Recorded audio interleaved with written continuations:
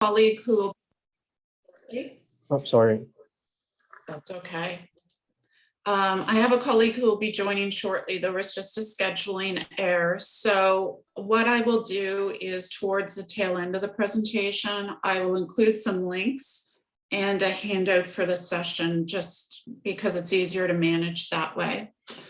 But my name is Dawn Odell. I'm a community program coordinator based in the St. John area.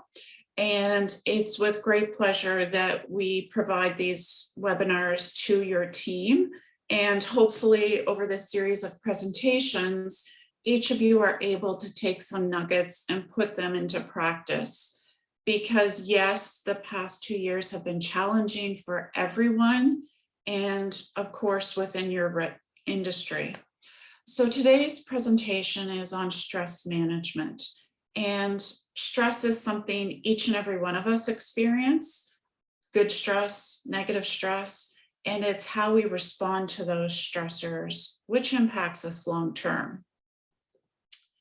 So founded in 1918, Canadian Mental Health Association is a national charity that helps maintain and improve the mental health of all Canadians.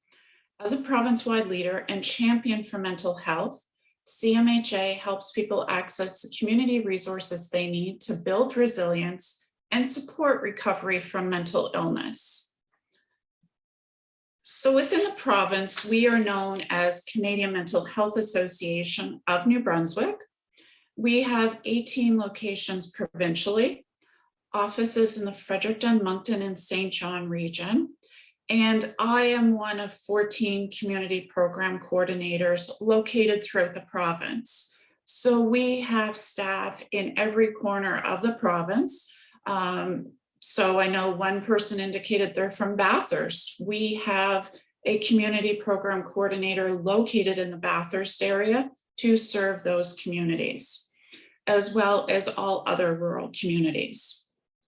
We also have a provincial peer support program.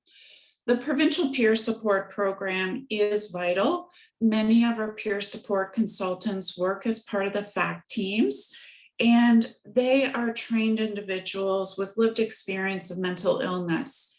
And the key point of the peer support program is that they provide hope and recovery and give that sense of purpose to individuals who are going through a similar circumstance.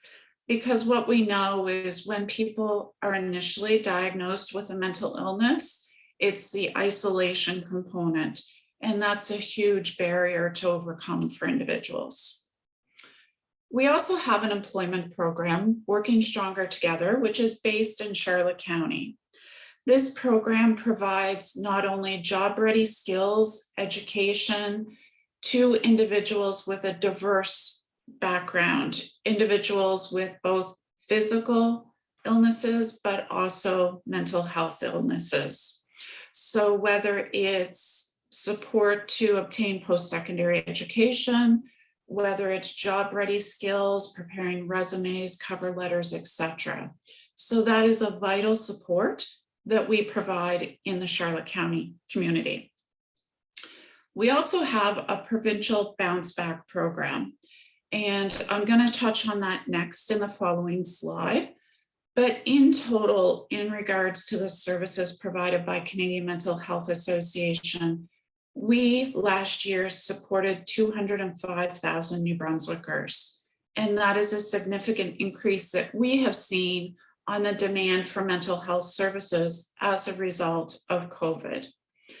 So even though during this time we've been working virtually, we've been able to connect with people within their workplaces and homes.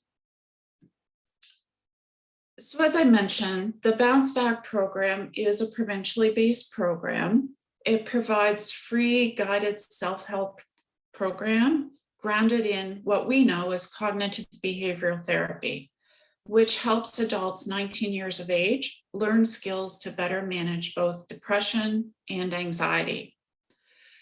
So the program offers two forms of support, whether it's telephone coaching using skill building workshops, referral needed by a primary care provider, or self-referral with a primary care information, or individuals can access online videos.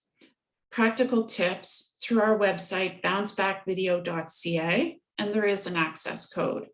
No referral is needed for this service.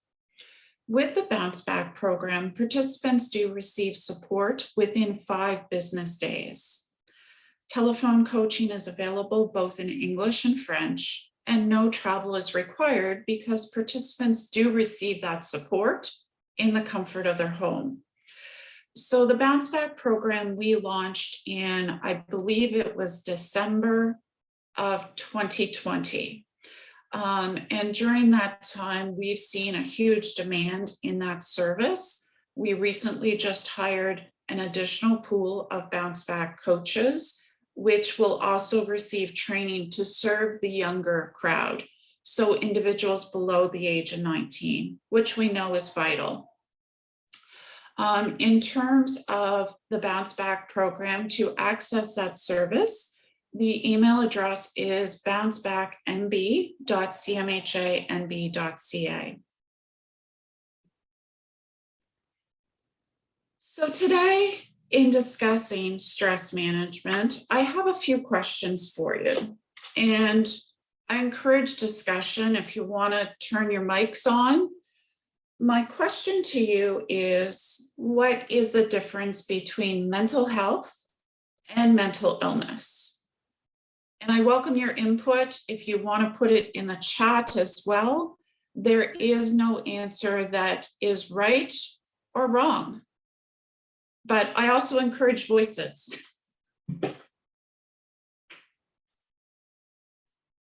I guess mental health for me is being able to properly manage your, I guess, stress, the problems or challenges that you're facing. Exactly. Yeah. And the thing is, we all have mental health. Mental health is that ability to support our overall mental wellness. So the ability to, yes, do things to support your overall wellness. And mental health, we need to think about it the same way we think of physical health. So, we have aches and pains and their physical sensations. When it comes to mental health, maybe it's stress in our shoulders, in our neck, etc. But the difference is we don't all have mental illness. So a mental illness is that diagnosed mental health issue that individuals might be faced with. So any thoughts as to what is the most common mental illness faced by society? And chances are we've all experienced it over the last 2 years. I would say probably depression or anxiety. And the answer is anxiety, but yes, depression is very prevalent as well. And it's important to note that we can have small episodes of anxiety and or depression, and hopefully with good mental health, it isn't prolonged for a period of time. So what percentage of individuals experience a mental illness at some point in their lives?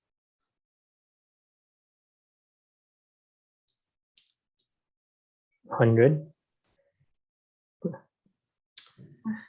So what you're saying is all of us will experience mental illness at some point in our lives, right? Possible, but we Yeah. just don't know it. And that's very true, because some people may not access their primary health care provider, access professional services for addictions and mental health. The stat is actually 1 in 5 people will experience a mental illness at some point in our lives. But to your note, 4 out of 5 of us will also know somebody who is being impacted by mental health issues. So it does in fact impact each and every one of us. What percentage of people are negative thinkers?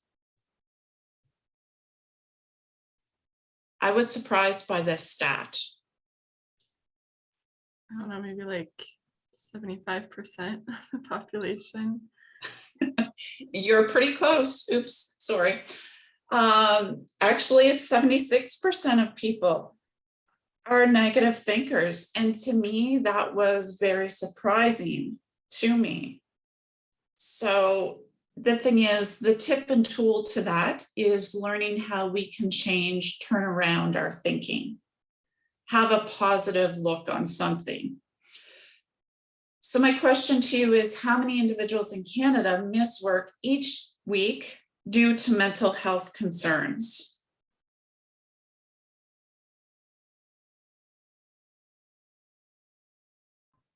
I feel like maybe 1 in 20, like once a week seems pretty frequent. So I would say maybe 1 in 20, 1 in 10, maybe.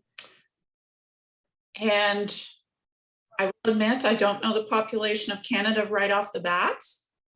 The number is actually 500,000 individuals will miss work each week due to mental health concerns. And you guys might know that number of Canadian population better than I do. It's I believe it's around 36 million. Okay. That is a significant number. That impacts us not only in regards to, yes, absenteeism, but productivity, presenteeism, all those concerns result in high turnover of individuals and impacts us long-term. Finally, what percentage of medical visits are stress-related?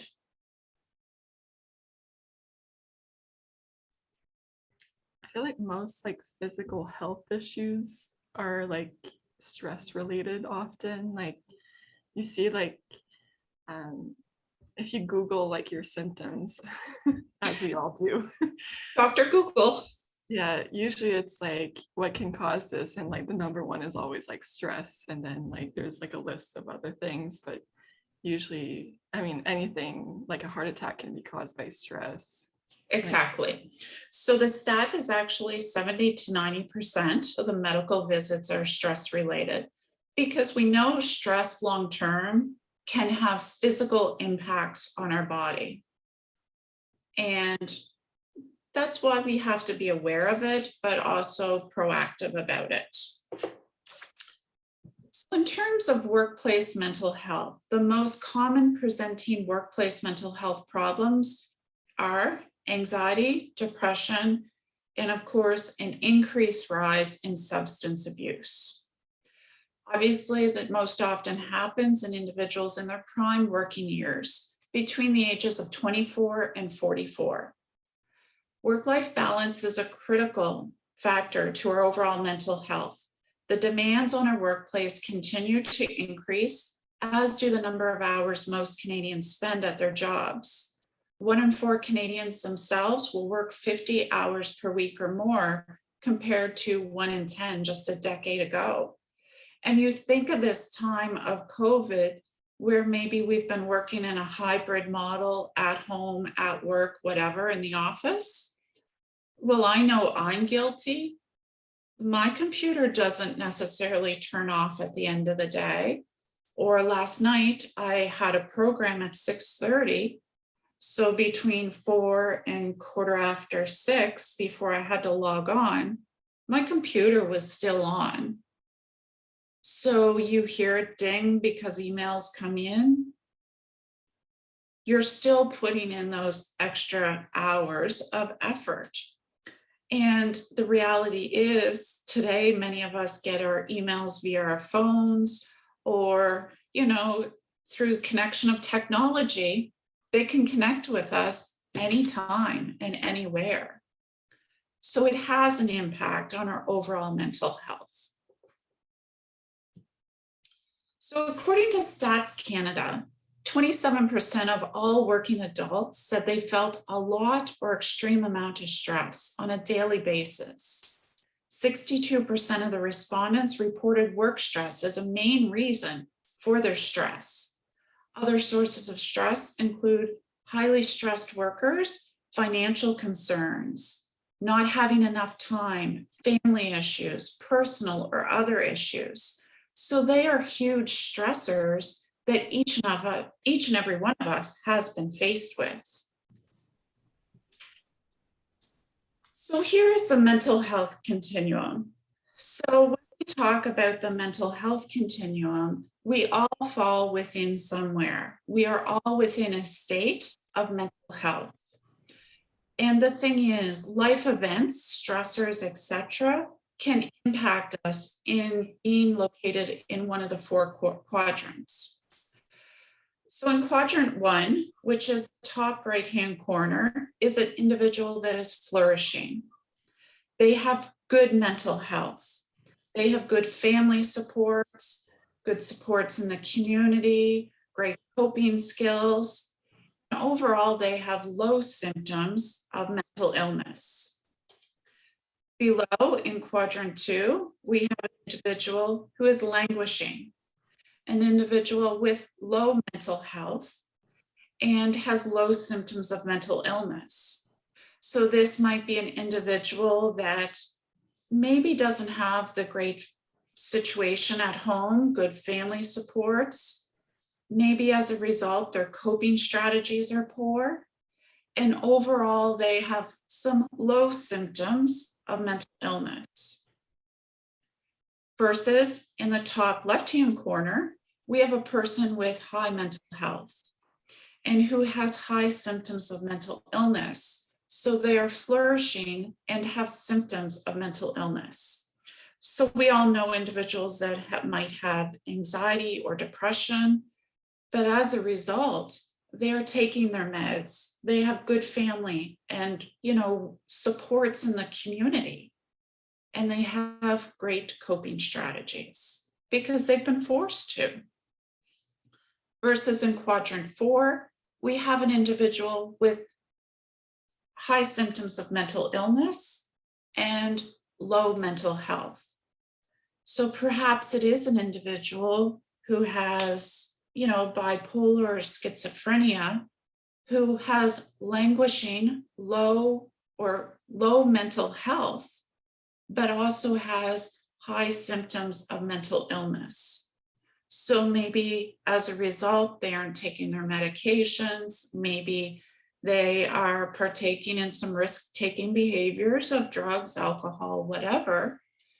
And they have poor mental health and very high symptoms of mental illness. So over a period of time, we can all fit within some part of that mental health continuum. And it's important to remember over a series of events, life changes, we can move between quadrants. I'll use a simple example of mine. Years ago, a friend of mine had lost both her mother and father 18 days apart from each other. And it was very sudden for both. And as a result, during that time, I was supporting her. I was, helping her clean the house. She was going to sell it, etc., helping her with all the arrangements that she needed to make, because she was in essence a sister to me. If I wasn't at home, I was at her house.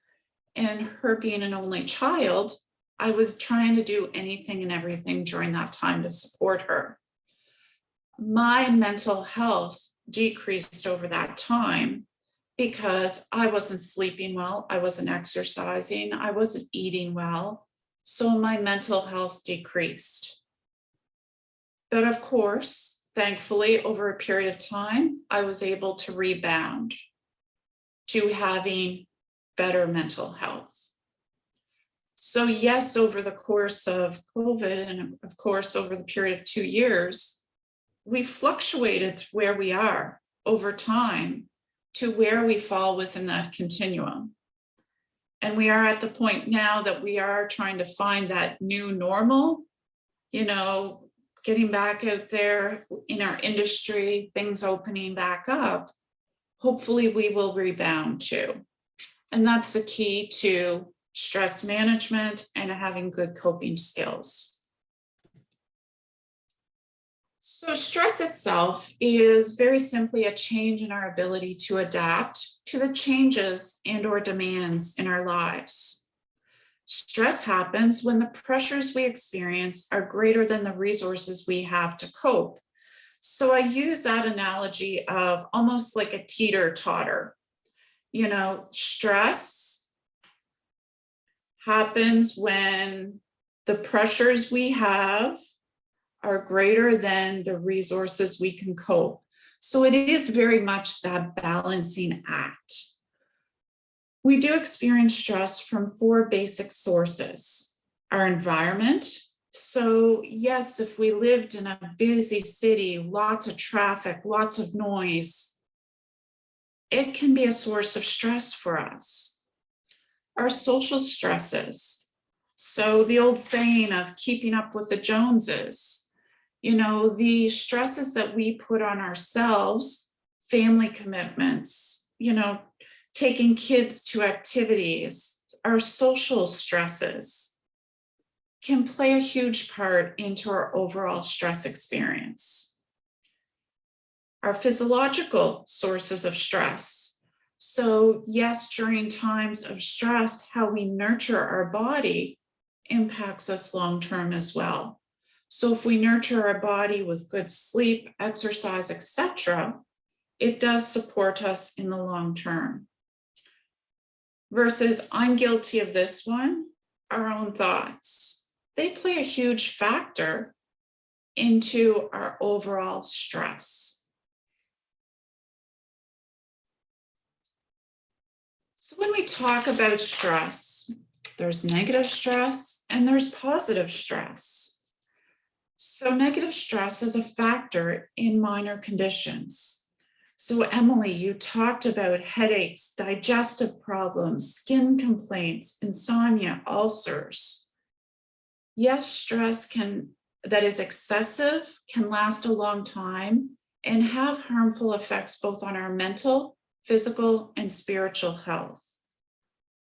But positive stress can have positive effects. I know I'm the queen of procrastination. So the thing is, that spurs motivation and awareness for me. It creates stimulation to cope with challenging situations. And it can provide a sense of urgency, alertness necessary for threatening situations. So think about the stresses you have both personally and professionally.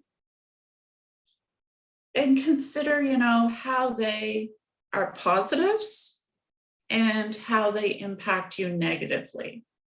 And when it comes to the negative stress, it's about being proactive in addressing those, obviously.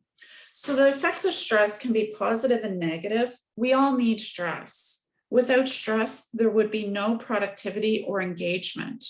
Stress can become a problem when individuals are not able to handle the event or the situation and become overwhelmed.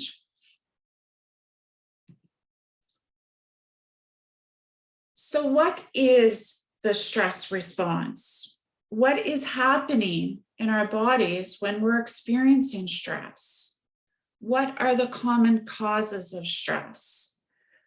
So any thoughts anyone want to share? Turn on their mics. What is your stress response?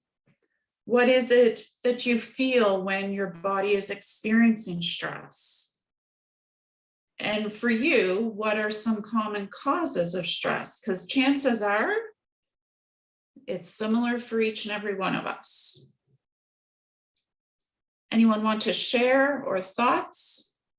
Sure. For me, I think not the environment, like social stress, you know, with COVID, with war, prices going up, that's definitely stressful. And I've caught myself, I guess, stress eating, which is you just sit and just watch Netflix or whatever. So I try to catch myself when I'm stressed, and I've increased my exercise over the past few months. So yeah, that's how I deal with it. For sure. Yep. And you know what? During the period of the last 2 years with COVID, I've got away from watching the news because it can become very overwhelming. And yes, with, war in the world, it does become heavy for sure. So I've kind of tried to monitor what I watch in terms of the news, and sometimes on social media, when I see that, I just scroll on by too. Because when it came to COVID news, I guess all I could control, or all that I could have an influence on, was New Brunswick numbers, or for me, numbers in the St. John region and hospitalizations. That's all I could really manage. But I also agree with you when you talked about, stress eating. And I have 2 levels of stress eating. Depending on the stress, there's nothing safe in the refrigerator or cupboards, or depending on my level of stress and what's affecting me, maybe my appetite's gone, for sure. And do you carry a lot of stress in your shoulders? I'm not sure. I've Okay. been playing a lot of basketball just to relieve that stress. So I don't know what kind of body aches I have. You have body aches you never knew about. Yeah. And the thing is, I notice different times if I'm stressed, I feel it in my shoulders too. So it's just about being aware. And you know what, when you start feeling those stress responses, okay, let's kick in some of those coping strategies that we know that work for us. And we'll get into some of those. So this graphic really shows different areas of stress. So when we look at external stressors, obviously there's the major life events. And these are stressors that are both positive and negative. Yes, a birth of a child is a wonderful thing. But for some families, it's a financial impact that can be a negative stressor as well. The worry, oh, am I going to bring up this child with the best skills that I have? Obviously, death, job loss are negative stressors. A promotion is a wonderful stressor, but it is still a stressor. Change. And obviously, marital status change. When it comes to external stressors as well, rudeness, bossiness, aggressiveness by others, bullying behaviors. So those are stressors that we experience in our environment, whether at work or at home, that we have to respond to, either positively or negatively. Organizational stressors, rules that we have at work. You think of all the COVID rules we've had to follow the past 2 years and how they've changed. Regulations, meeting those deadlines. For you folks in the tourism industry, you probably have a lot of deadlines that happen over the winter, spring months to promote the summer seasons and the peak travel times. There's obviously the daily hassles, commuting to work, misplaced keys, mechanical issues. I think during this time of COVID, technical issues that we've been faced with, a huge component. And our physical environment, noise, bright lights, heat, confined spaces, versus the internal stressors that we're faced with. The unrealistic expectations that we set upon ourselves, taking things personally, having that all or nothing thinking. exaggeration, and that rapid thinking when we have lots going on and it's just one idea after another coming in our brains and going out. Pessimistic thinking, self-criticism, and overanalyzing are negative self-talk that I think we're all guilty of. When it comes to myself, I know I criticize myself a lot, and I do it in a joking manner, but that adds a lot of stress to myself too. And our lifestyle choices. Are we drinking too much coffee? Are we lacking sleep? Is our schedule so overloaded that we're not able to manage it? And putting stressors on ourselves of being perfectionists and being workaholics are huge stressors that impact us. So, this graphic really highlights both external factors and internal factors that add stress to our lives.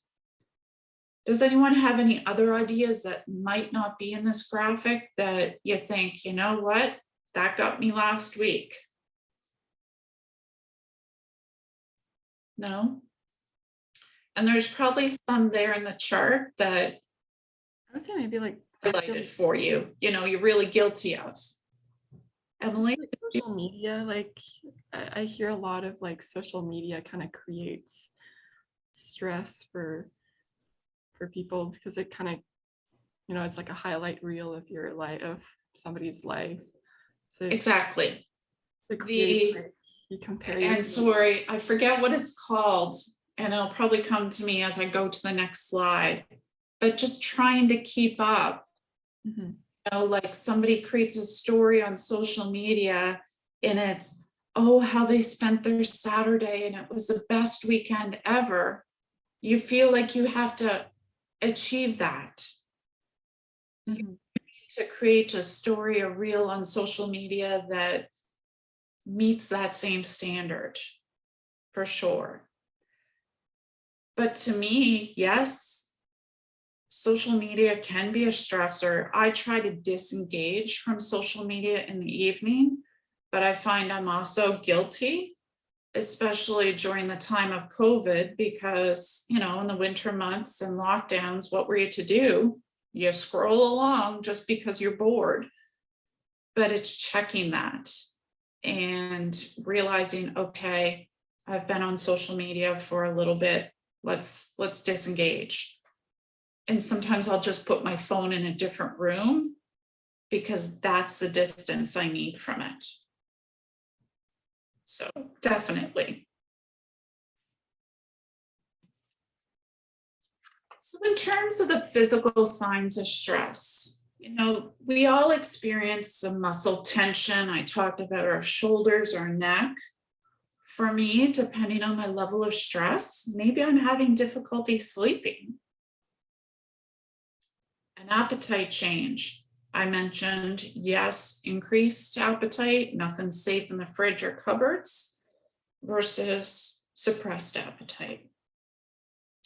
Running around, having jaw tension, diarrhea, that neck and shoulder pain. Yes, physical signs of having high blood pressure or digestive upsets. Or depending, maybe you experience those headaches, tension headaches, the pounding heart rate, teeth grinding, foot tapping, finger drumming. Is there any signs or symptoms of stress that you recognize that you experience there? Yeah. For me, I would say it's the sleep, the appetite, and the neck shoulder pain, for sure. So when we look at the emotional signs of stress, there is anxiety, frustration, the blues, mood swings, and typically these mood swings are directed at people we care about, we love. Having a bad temper, maybe nightmares, crying spells, being irritable. No one cares, why should I? Being depressed, worried, or being easily discouraged. versus the mental signs of stress, forgetfulness, dull senses, low productivity, having a negative attitude. I don't care. No one else cares. This deadline, it'll get done when it gets done. Having confusion or lethargy or whirling mind, no new ideas, boredom, negative self-talk, and poor concentration. So between the physical, the emotional, the mental signs, do you recognize some that are true to you? Yep. But there's also behavioral signs of symptoms. You know, when it comes time to stress, people are guilty of overindulging in substances. Maybe it's coffee. You know, oh, you're on a deadline, and maybe without realizing it, you have 4 or 5 coffee even before 10 o'clock. Or you drink that coffee at night to keep you awake to meet a deadline in the evening. Food, alcohol, drugs, smoking, and all this consumption is in an attempt to relieve stress. Does it work? Depends on the individual. I know for me, coffee doesn't help me in terms of stressing. Coffee just amps me up a little bit too much. And I'm not a big coffee drinker at the best of times. So when does stress become a problem? It becomes a problem at which time you do not feel capable, you can handle the situation any longer. It is the moment that stress becomes more than just a discomfort. And stress becomes chronic when all energy reserves become depleted and the energy needed becomes more than the body is able to produce. So I'm sure you can all relate to different times that you've been working on a big deadline to meet a big goal. I always call it, and in my days of calling it, an event hangover. When the event or the goal is achieved, it's like complete exhaustion. All your energy is gone, and it's almost as bad as any drinking hangover we've ever experienced. But it is completely like, oh, it's over. I'm exhausted. I'm depleted. I need a day or two to recover from this. And I think we've all been faced with that in terms of goals, obligations we've been faced to meet, and it can become overwhelming.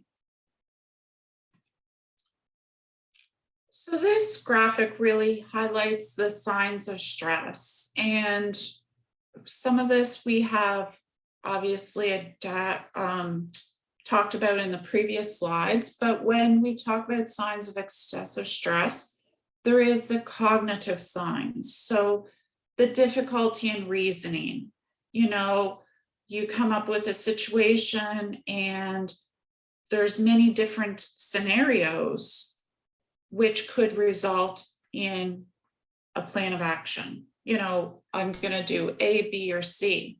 But it's the difficulty in rationing pros and cons based on those different options. Difficulty in making decisions, difficulty in concentrating, problems with memory or confusion, an overall decline in cognitive functions. So when we're stressed, it affects all our cognitive abilities, our thoughts, feelings, and behaviors. That is what stress impacts. So when it comes to the physical signs of stress, maybe it's excessive perspiration, dizziness, accelerated heart rate, our blood pressure is higher, rapid breathing, excessive fatigue, excessive nervous energy, changes in our appetite, weight gain, weight loss, versus the emotional is a state of emotional shock, sadness, distress, fears and panic attacks, depression, feeling overwhelmed, being irritable or frustrated, being anxious, withdrawing, feeling isolated, having that lack of apathy, maybe frequent crying or mood swings. So again, thoughts, feelings, and behaviors. So in terms of behaviors, signs of excessive stress might be a change in usual activities, a decline in performance, changes in eating and sleeping, a lack of personal hygiene, withdrawal and isolation, unusually reserved or aloof, and excessive talking.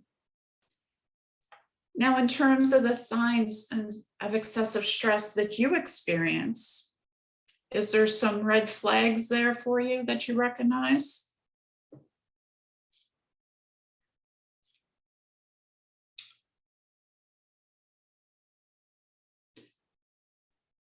Getting back to the earlier slides again, for me, it's, the behavioral actions and definitely those physical signs.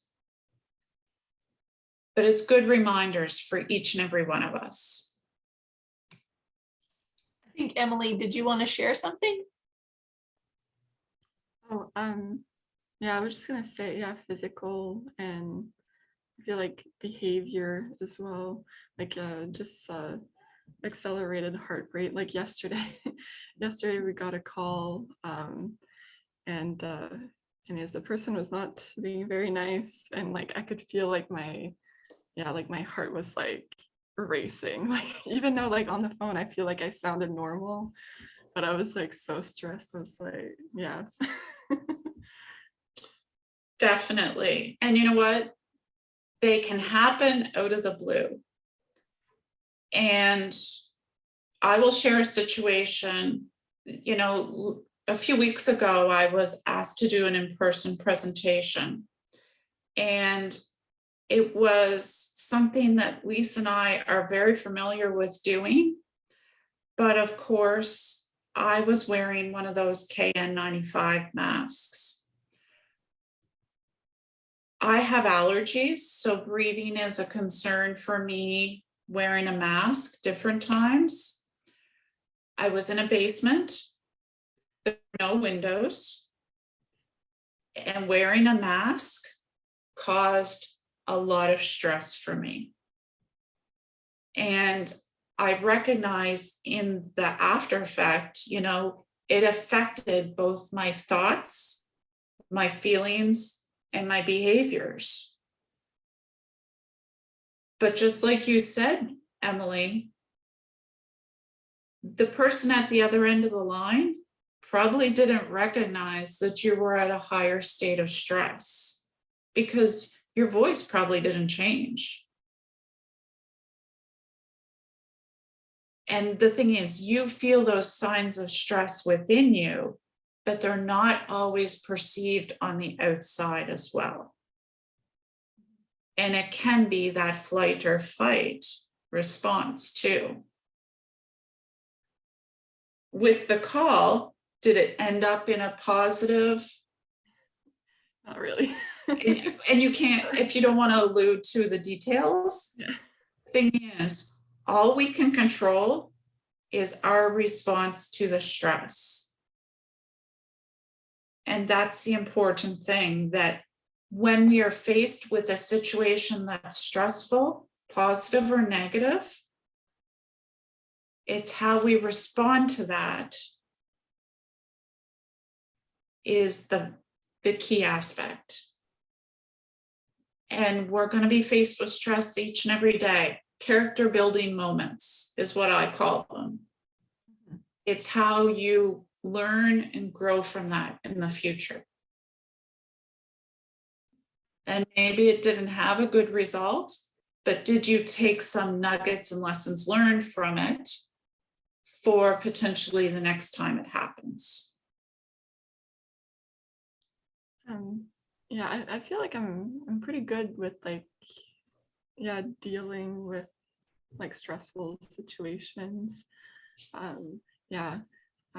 Usually it's just like internal, but like again, I feel like out from the outside you can't really tell if I'm stressed. I'm usually a pretty like mellow person.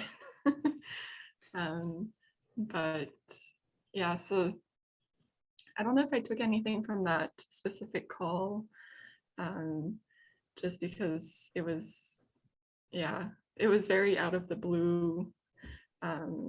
But yeah, I can definitely relate it to other situations that I've had.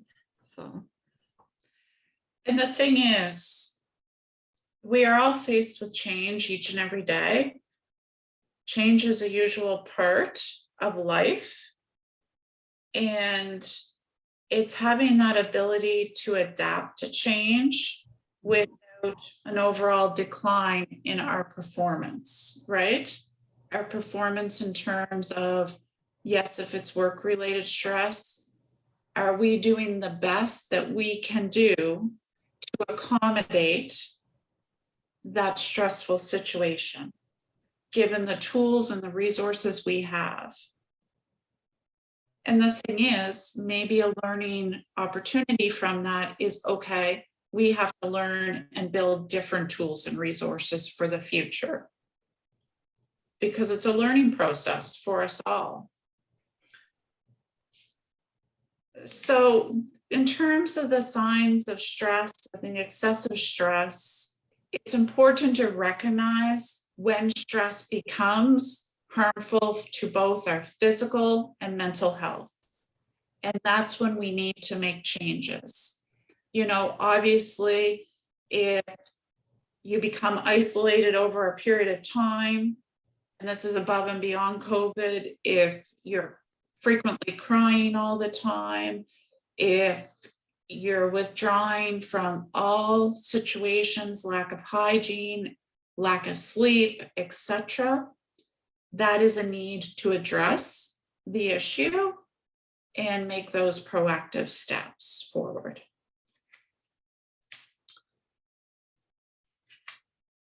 So how does demand impact stress? And I think this is probably a great conversation, definitely for your industry. So the major causes of job stress come with problems with conflicts and demands versus the control over the effort and reward that we have. So you folks are probably in very high demand jobs, especially during different times of the year to meet those demands. So high demand, constant deadlines over prolonged periods, and low control.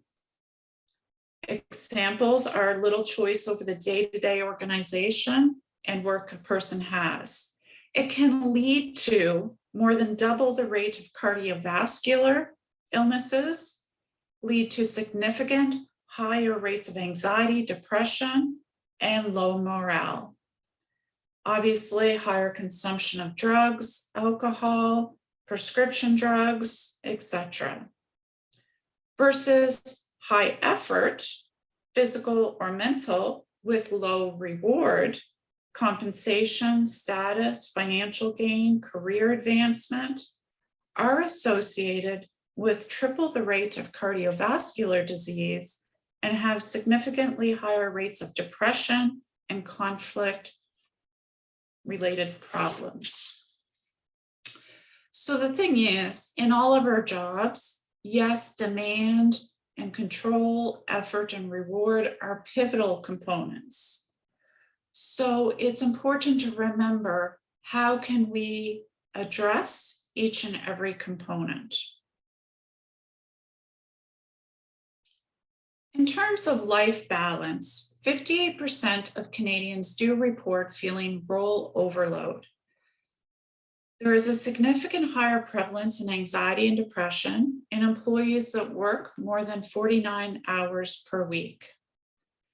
People spent 45 fewer minutes each workday with their families in 2005 than they did in 1985. And employee performance, rates of illness and absenteeism, accidents, and staff turnover are all affected by an employee's mental health status. So the thing is, it's about achieving that balance between work, between life, and yes, between play, because we need time for play. So work balance might be, maybe you work 35, 40 hours per week. Maybe there are periods that, yes, maybe a few extra hours are required to meet deadlines, but managing all those aspects of life too. Maybe you're caregiving for senior parents. Maybe it's running kids to activities, sports, etc. Maybe you work another job in addition to this. Maybe your partner, spouse works shift work. So it's managing all those components of life. But yes, having time to do things that you're passionate about. Playing basketball, getting together with friends for book club, whatever. We need that time for play.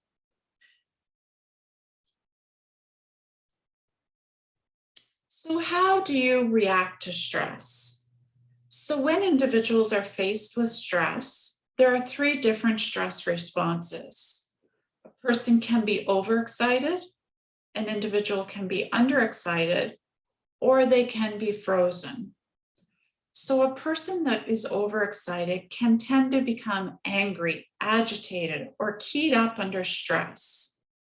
They may respond best to relaxation techniques that help quiet them down, whether this is meditation, deep breathing, progressive muscle relaxation, or guided imagery. Individuals that are underexcited tend to become depressed, withdrawn, or spaced out under stress. They may respond best to relaxation techniques that are stimulating and that energize the nervous system, such as yoga, tai chi, or massage therapy. Individuals that become frozen, they're both excited and underexcited at the same time. They're pressing on the brakes and the gas at the same time. They tend to freeze, speeding up in some ways while slowing down in others. The challenge is to identify relaxation techniques that provide both safety and simulation to help reboot your system.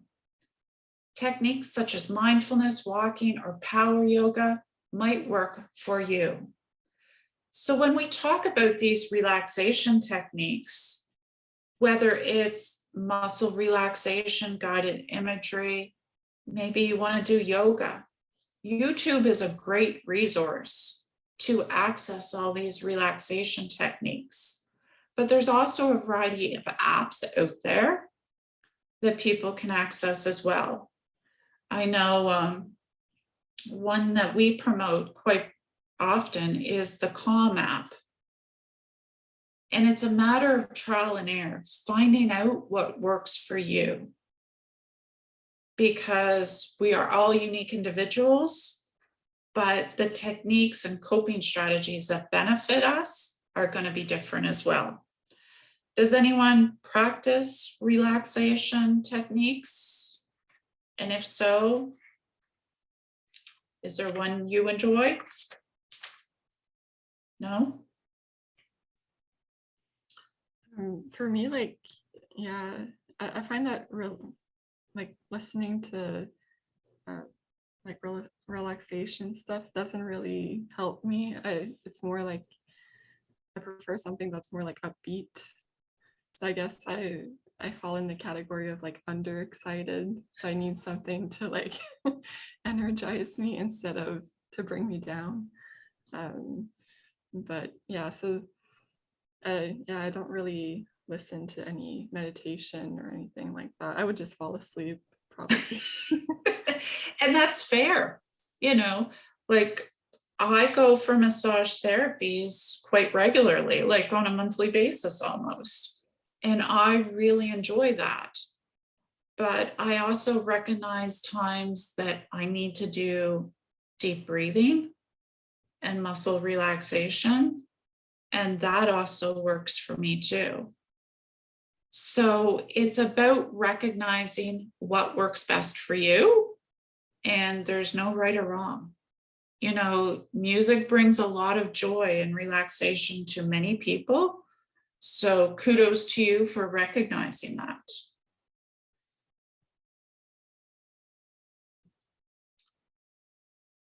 A work-life balance is about having connections, to know, to understand, and see the connections around you. Being honest with yourself, your integrity, your truth. Obviously, play therapy, having humor, joy, and fun in our lives. You know, I always say if we can't laugh at ourselves, who can we laugh at? You know, we all make silly mistakes. If we can have fun and humor with that is good. But having a sense of peace, ease, quality, inspiration. But physical well-being is important as well. Getting that fresh air, eating good, healthy food, exercise, rest. Am I saying that I eat fruits and vegetables all the time or I exercise each and every day of life? No, but it is about finding that healthy balance and knowing the keys and components that work for you. So I love being out in nature. I love being able to walk in the woods, getting fresh air. That's my happy place to get exercise. It's about recognizing that, but about having true meaning, being challenged, having the competency, being able to grow, and autonomy, having that choice, freedom, and independence in all aspects of your work and home life. Because that really gives us, I guess, opportunities to grow, not only in the short term, but long term. So this graphic really highlights the cognitive behavioral therapy. And as I mentioned earlier, all our thoughts, our feelings, and behaviors are all connected.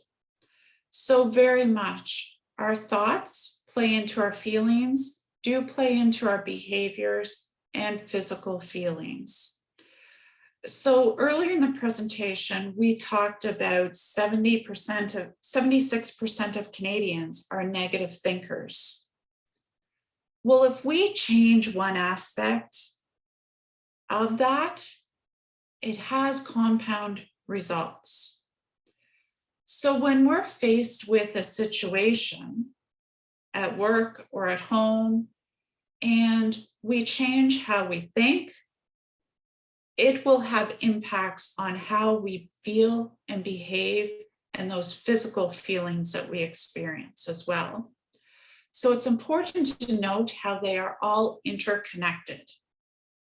And that is an important thing because it's reminding us that, okay, I'm faced with a situation. If I change my way of thinking, it will impact my thoughts, my feelings, my behaviors, and those physical feelings all in total. So as we talked earlier, positive thinking is vital. It is training one's mind to be aware of our thoughts and our perceptions.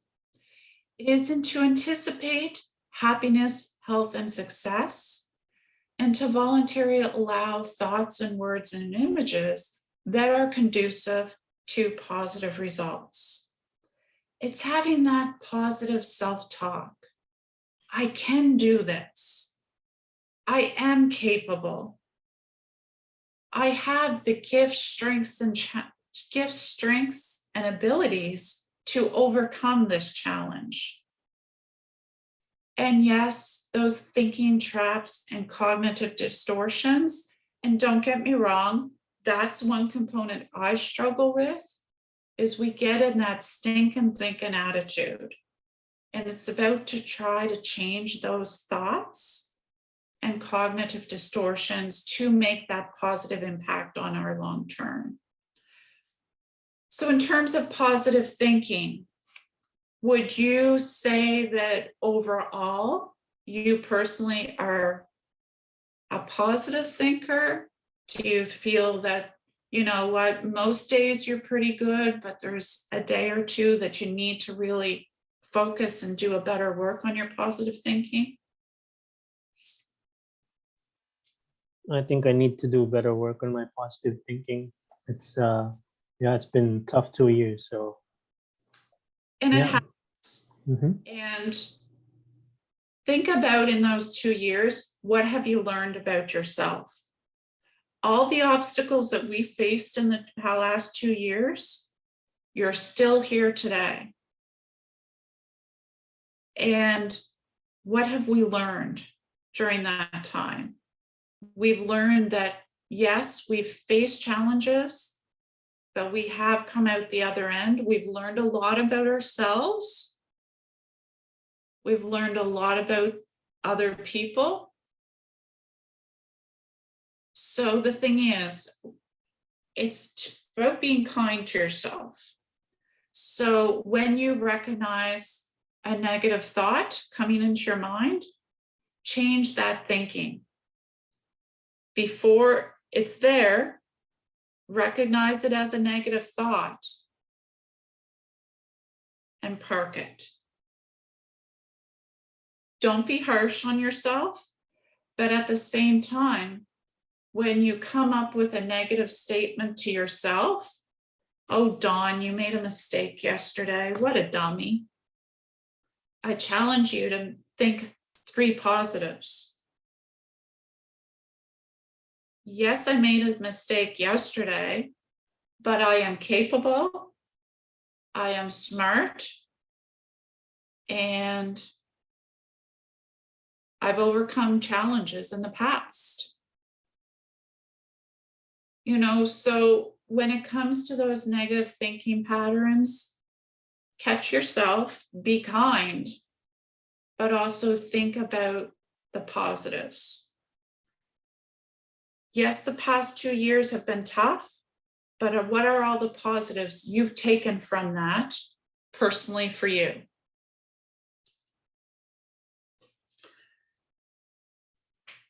Remember, we would often, what we say to ourselves, we would never say to somebody we care about. We would give them positives.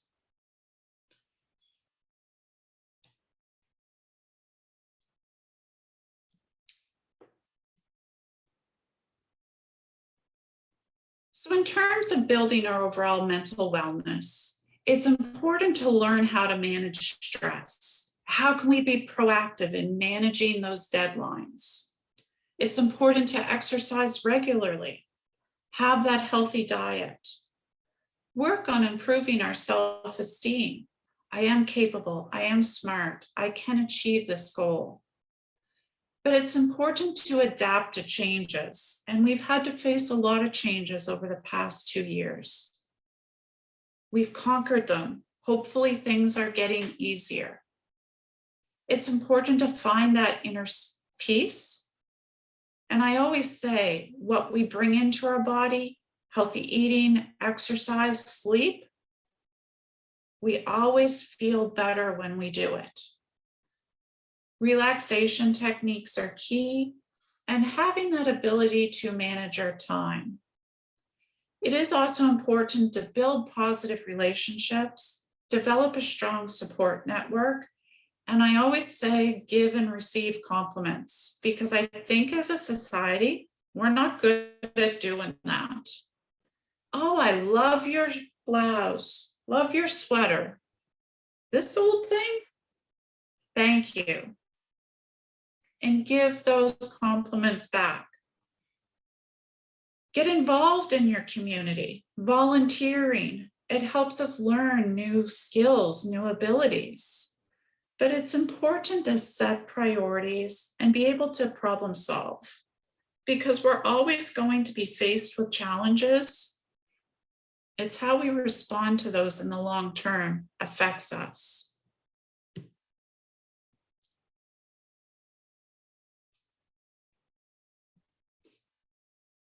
And that's our presentation for today. I am going to stop sharing my screen because I do want to share the handout for this session in the chat. And I also do want to include 2 links, or sorry, 3 links actually, for resources within CMHA. So at this point, I would like to open it up to any comments, questions that you might have. Thank you, Dawn, for your very informative presentation. I think, yeah, there's a lot that I've taken from the presentation. Just a comment, when I was laid off in my other job during the pandemic, I managed stress with cooking. And I love cooking, but then you have to eat it. So I guess it's really about recognizing what you're going through and dealing with it. And yeah, now instead of cooking, I try to run. I try to play basketball. So because yeah, it was horrible. Yeah. And don't So yeah. get me wrong, I think during that time of COVID, we all learned a lot. You know, yes, we did a lot of comfort eating as well. Yeah. Over the last 2 years. But it's important to remember the positives that came from COVID. And I recognize that I saw fathers playing basketball with their kids or out for a bike ride with their kids that we never saw before. It was a time that maybe we were able to disengage a little things from some things that I guess were consuming us. You know, think about before COVID, we were running here for this activity with kids, with family members. Our schedules were maxed out. And I think from COVID, one thing I've taken is my calendar is a little less chaotic, less scheduling. And whether that changes over long term, who knows? But I think we also got creative in ways we connected with people too. In taking these presentations, for example, as well, and I mean, not just to promote CMHA, but I certainly, because we're out there talking about it, it has helped me to cope because it's fresh in my mind. Oh yeah, Lisa, you're dealing with stress right now. You need to relax. You need to take some deep breaths. You need to go for a walk. Like we're more aware, or I'm more aware certainly of my stress and how to handle it. So like I say, doing these things, these little education pieces that we can get, and even if it is Facebook, that quick little clip that talks about how to stress release or whatever, it's good for us to keep that in the forefront of our mind so that we're able to implement those things into our day-to-day. And as far as the cooking goes, I would buy some of that because I hate cooking. So, you know, that could be a side business for you. Definitely. Thank you for sharing. Yeah, so thank you. Does anyone else have any questions? No? Okay, well, stop the recording now.